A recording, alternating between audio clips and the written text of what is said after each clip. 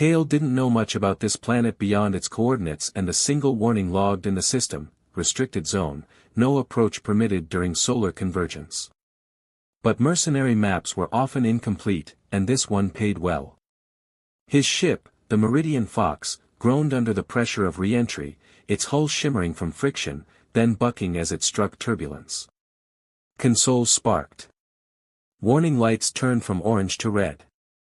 "Come on, girl," Kale muttered, gripping the throttle like it could somehow keep him from falling apart along with his ship. Just a little more. The jungle below rose too fast. Something ruptured with a deafening pop. The last thing he remembered was the cockpit exploding in a flash of green and metal. The next sensation was silence. A silence so deep, it pressed against his skull. Then, pain. Kale stirred, wincing as the side of his body screamed in protest.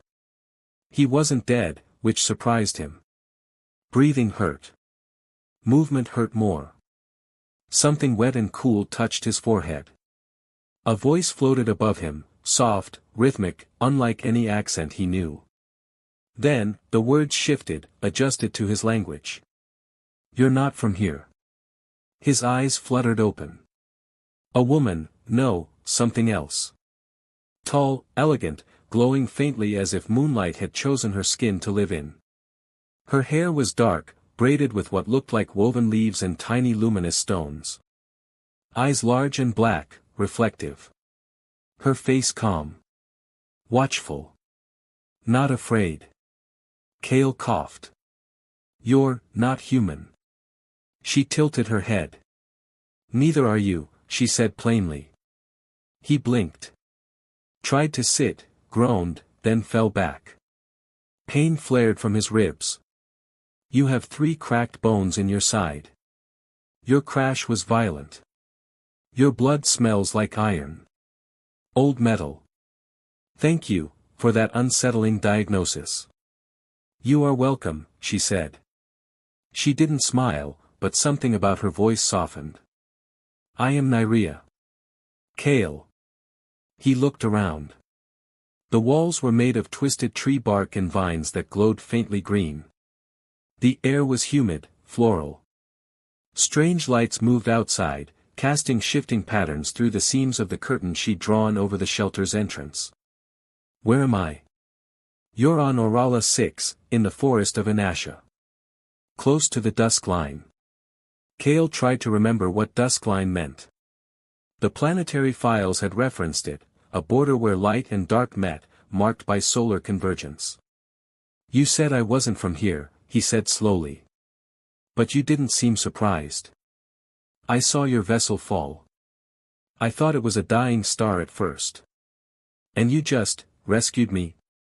Nyria stood, moving with a fluid grace, and walked to a small basin carved from a tree trunk. She poured water into a clay cup, returned, and knelt beside him. "I don't enjoy watching things die," she said. He took the cup gratefully. The water was cool, slightly sweet.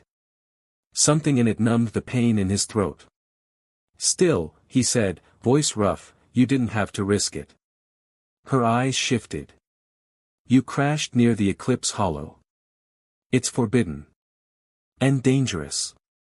The forest reacts to the light during convergence. You're lucky you landed before full alignment." Kale's brow furrowed.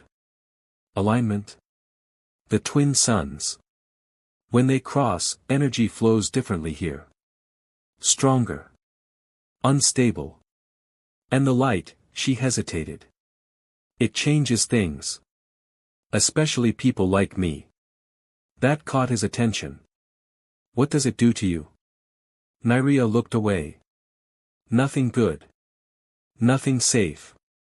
She stood again and walked toward the curtain. Outside, the light had grown sharper, shimmering silver interwoven with pulsing red. Twin suns nearing eclipse. It was beautiful in a way Kale hadn't expected. "That's why you've covered the entrance," he said. She nodded. "When convergence is complete, the light will fall fully into this forest. When that happens, I can't be exposed to it. Not without losing control." Kale frowned. You're afraid? Not for myself, she said quietly. For others. A long silence stretched between them. Outside, the wind began to pick up, rustling the leaves in slow, circular patterns. It sounded like distant voices whispering beneath the canopy. Nyria pulled the curtain tighter and turned to him. Promise me you won't open this until morning. Until the suns pass each other. He didn't answer at first. Her eyes searched his face. Please, she said. He nodded, still unsure what she feared more, the light, or what it revealed. He woke later, drenched in sweat. His side ached less, but the air had thickened like soup. Heat clung to every breath. He looked over, Nyria was curled beneath her cloak, unmoving. Faint light pulsed beneath the folds. He needed air. His hand brushed the curtain. A soft breeze slipped through. Cool. Welcome. He looked back at her. Just a second.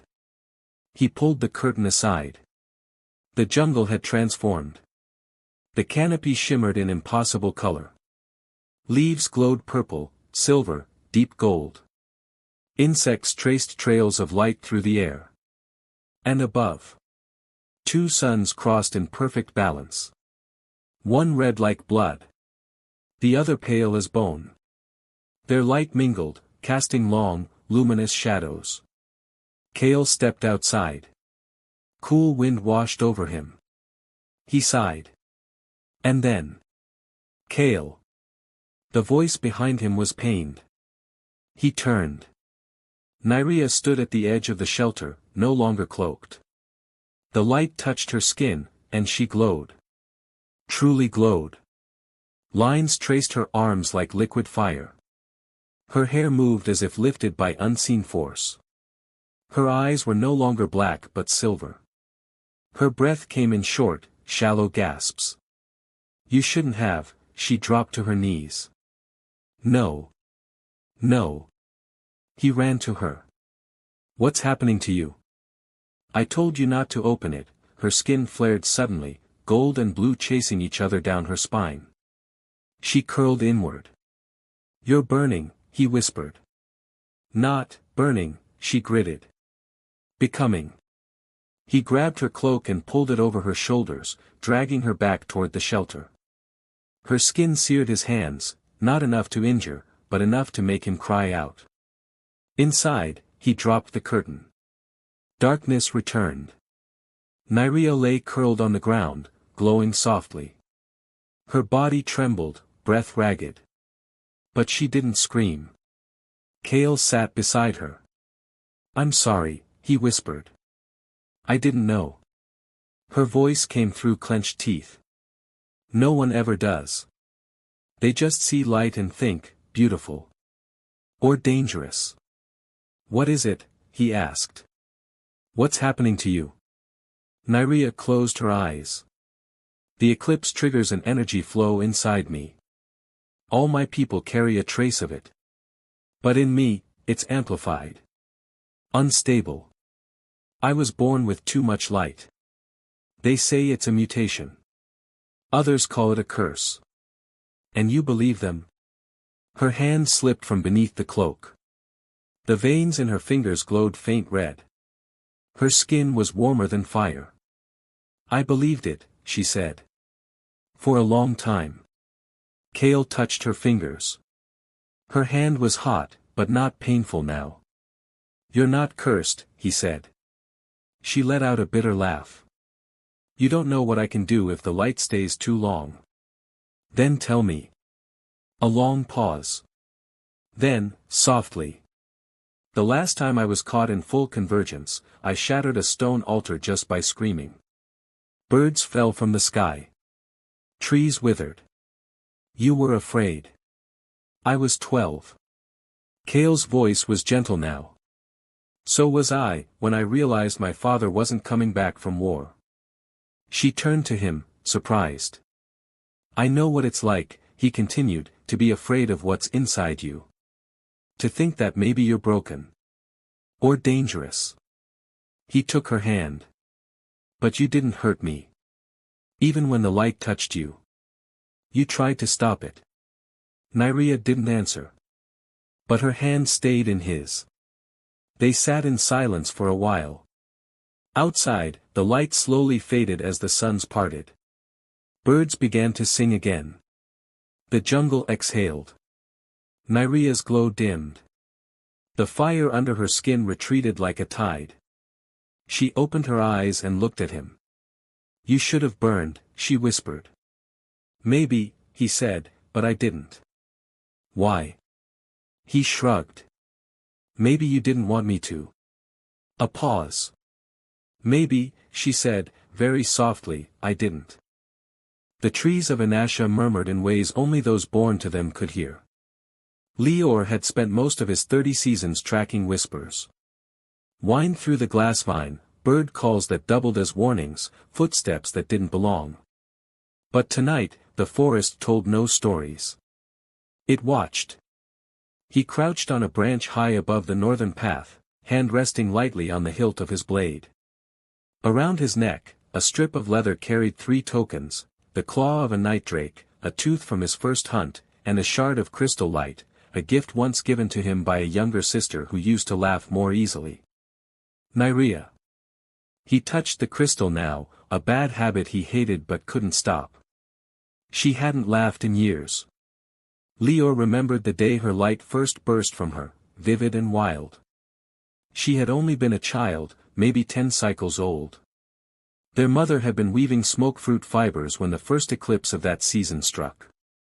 Nyria had run outside before anyone could stop her. The moment sunlight touched her skin, the world changed. Her laughter turned to screams. Her arms glowed. The ground cracked. And every plant within reach curled away from her as if afraid. Animals fled. Birds fell silent. Light poured from her in furious, pulsing waves. And Leor had been frozen. It wasn't just the fear. It was something deeper. Awe. She had looked divine, and devastated. When it was over, she wept in their mother's arms. The elders called it wild bloom, a rare and dangerous phenomenon that hadn't been seen in generations. They called her dangerous after that. Some whispered the old word beneath their breath, Zahirta, the unbound flame. Leor had fought to keep her from being exiled. But even his voice, respected as it was, couldn't fully protect her. So she was hidden. Sealed off. Watched. He adjusted the vine-wrapped scope he carried, sweeping his view across the forest below. The crash had been visible from the eastern ridge, a human vessel, clearly marked with outer system registry. What was a human doing here? More importantly, why had it landed so close to Eclipse ground? And why, Leor feared, had his sister not reported it? On the ground below, a soft glow flickered near a break in the trees. He saw movement. 2 figures. His breath caught. One of them, slender, cloaked, her gait precise. Nyria. Beside her walked someone broader. Off balance. Wrapped in makeshift gear. Human. Leor didn't move. He didn't blink. She was with him. Openly. No disguise. No shielding. And, her skin glowed faintly. Not like danger. Like, freedom. When he dropped silently to the lower boughs, his chest tightened. Part of him wanted to shout. To run to her. To ask what in the stars are you doing, but he didn't. He just watched. You're sure this is safe? Kale asked, his voice low but audible. Nyria nodded. The path is old. The pools are ahead. The stones might still be active. What stones? Moon-shielding ones. They balance heat. They were used by the fire guides long ago before the rites were banned. Kale didn't understand all of it, but he stayed close. When he glanced at her, he didn't flinch from the glow beneath her skin. If anything, he leaned into it. Leor watched this and felt a deep, uncomfortable shift in his gut.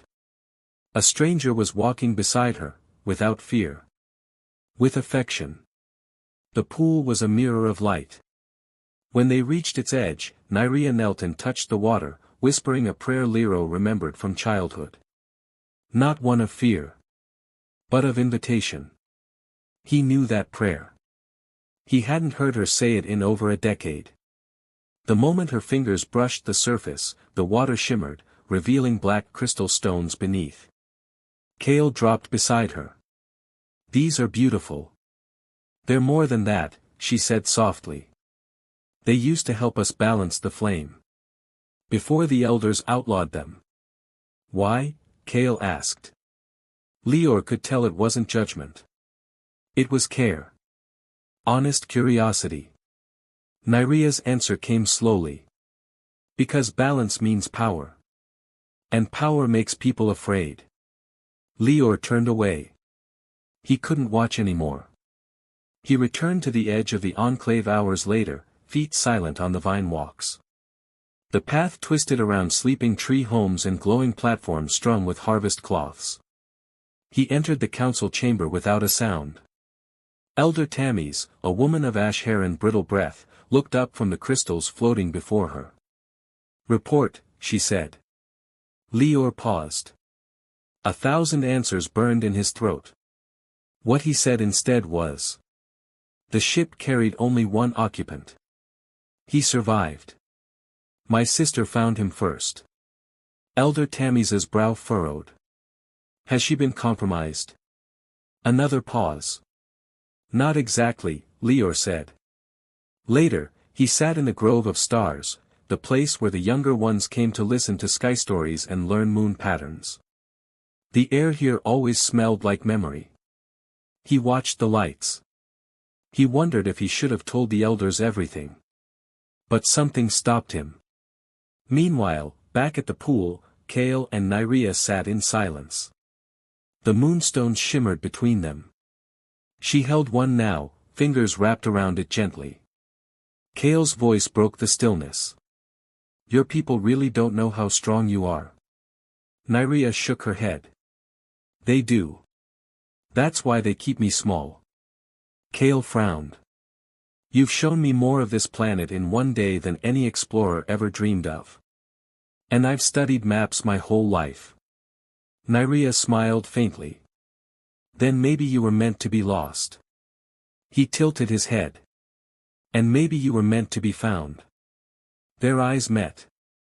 No fire flared between them this time. No bursts of uncontrolled light. Only a slow, steady warmth. Something that shimmered.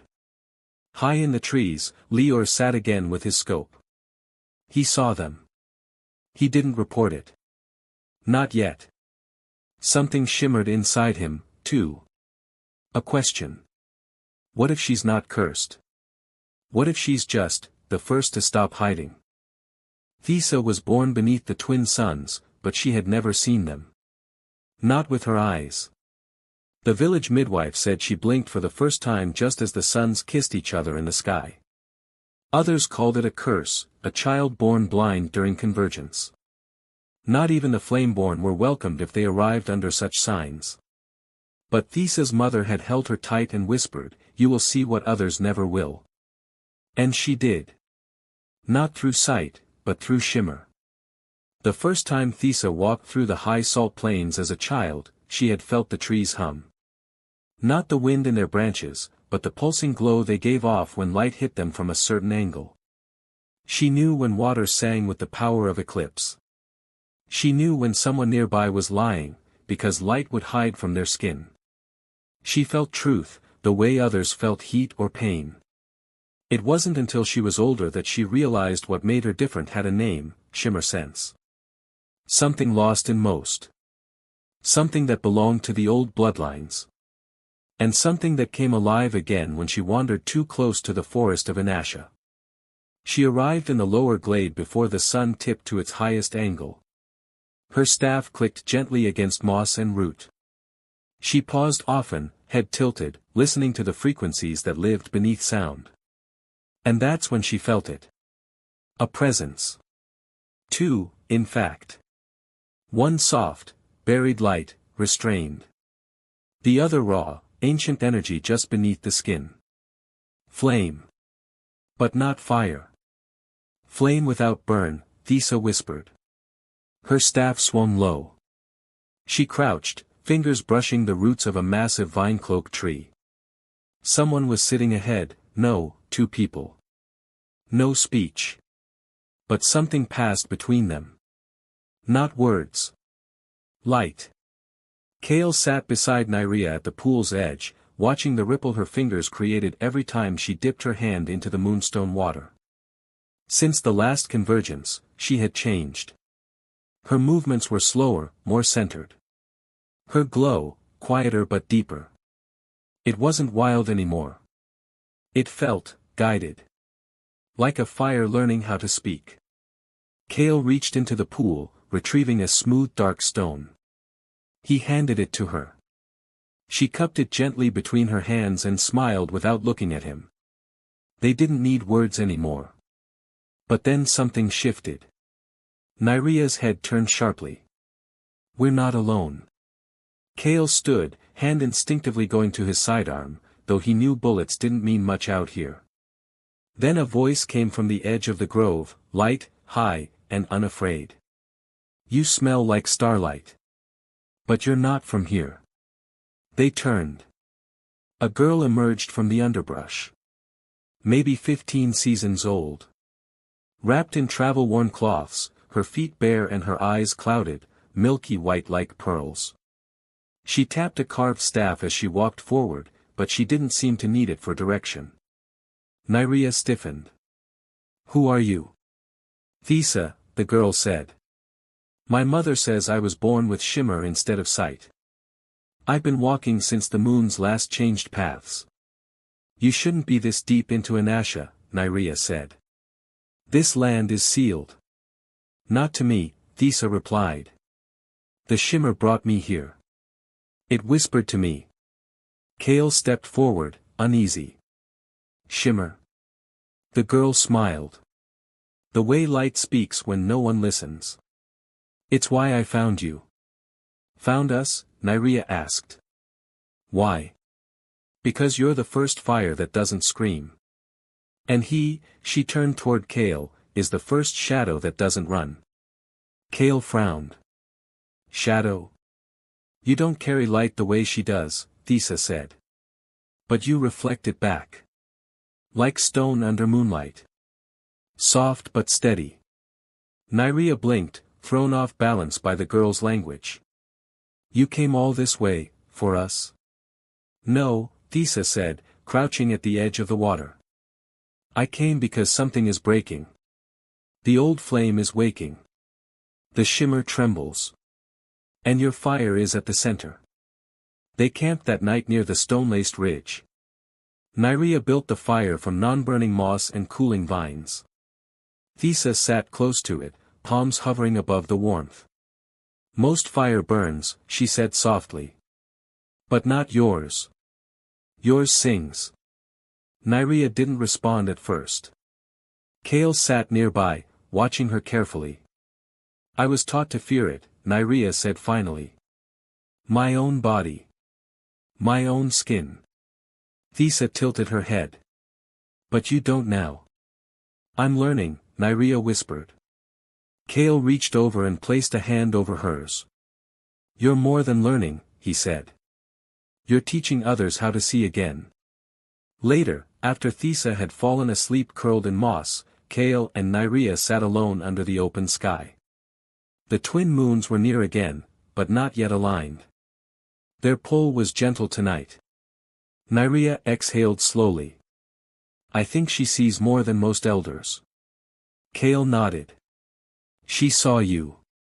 The real you. Nyria looked at him then. And what do you see? He didn't answer right away. Instead, he leaned in, forehead brushing hers. I see someone who could burn the world, he whispered, but chooses to heal it. Her breath caught.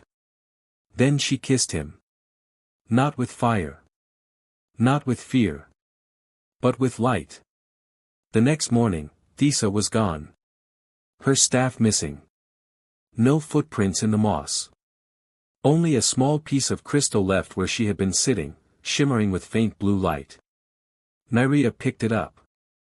"What is it?" Kale asked. "A shimmer thread," she replied, eyes misting. "A promise. It means she'll return when the world needs to see clearly again." Kale stepped closer, his voice quiet. "And until then?" Nyria looked at him. "The crystal caught the morning light, and didn't burn.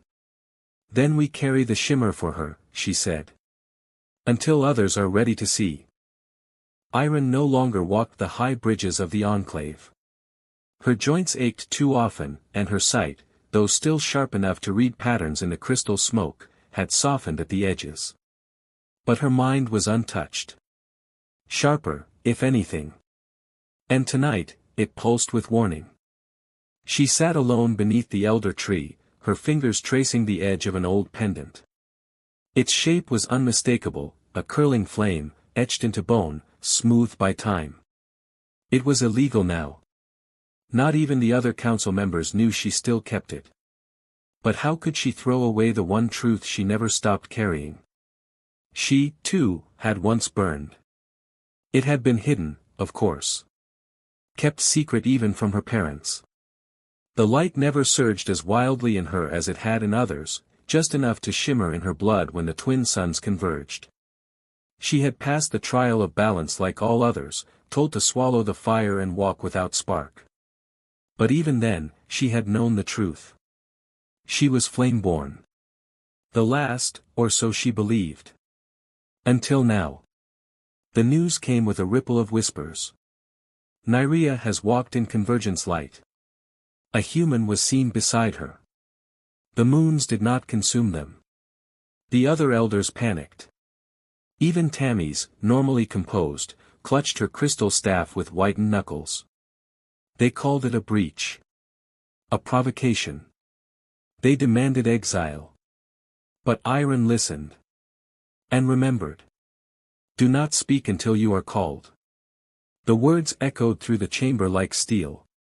Nyria stood before the full council, chin high, hands bound with light-woven thread, not because she was a prisoner, but because they feared her touch. Beside her stood Kale, unbound but watched closely by 2 guards. Tammy spoke first. "Nyria, daughter of Callan, sister to Leor, you stand accused of walking unshrouded beneath convergence. Of being seen in full light. Of exposing a human to our sacred flame." Nyria said nothing. "Do you deny this breach?" Nyria's voice was low but clear. "I do not deny it." Murmurs rose in the circle. Iron remained silent. Kale stepped forward. "She didn't harm anyone. If anything, she saved us." "She's—" "You will not speak," Tammy snapped. But Iron raised a hand. "He should be heard," she said, voice aged but firm. "If we judge a flameborn for being seen, we must also judge the one who witnessed, and chose not to run." Tammy's frowned. "Iron, we've discussed this." "No," the elder said. "You dismissed it." She stood, slowly, bones cracking. The pendant in her palm shimmered faintly as it caught the council light. Every eye turned. "You wear a relic," Tammy's whispered. "That symbol is forbidden." "So is truth," Iron said softly, "when it frightens us." Nyria watched the old woman with something close to awe. She had always thought herself alone. The only one who had been touched by fire. The only one who had ever felt it speak back. But now, here was someone else. Not blazing, not wild. Just, alive. "I was born with shimmer in my veins," Iron said. "It never raged like Nyria's, but it lived in me, quiet and hidden. I was told to smother it. To protect the order." She looked at the others. "I did. For decades. But what did it give us? Fear. Shame. Silence." Tammy stood, eyes hard. "You would unravel our law for one girl and a foreigner." I would rewrite it, Iron said, because the law was born of fear, not balance.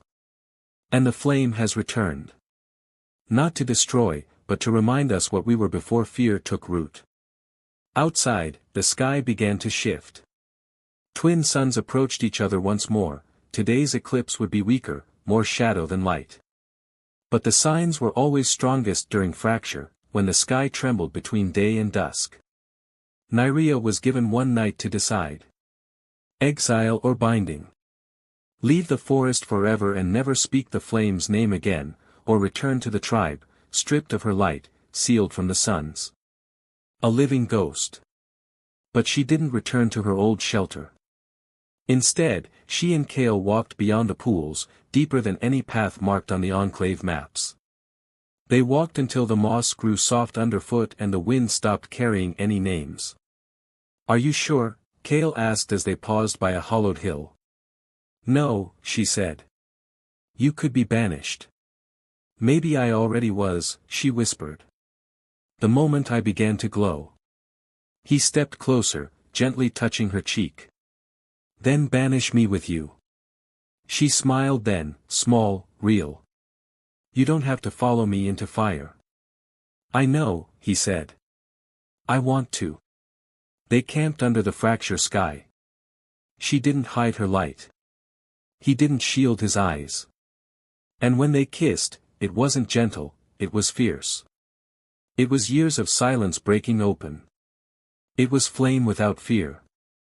Back in the Enclave, Iron faced the council alone. She will not choose exile, Iron said. Tammuz looked at her. Then she will be sealed. No, Iron said. She will stand before us again tomorrow night, under the suns. Not to plead, but to prove. Prove what? That fire can walk beside us, she said, not burn us. As the council argued, Leor watched from the outer chamber. He said nothing. Not yet. But he touched his sister's old flame crystal in his pocket and wondered if maybe she was never meant to be protected. Maybe she was meant to lead.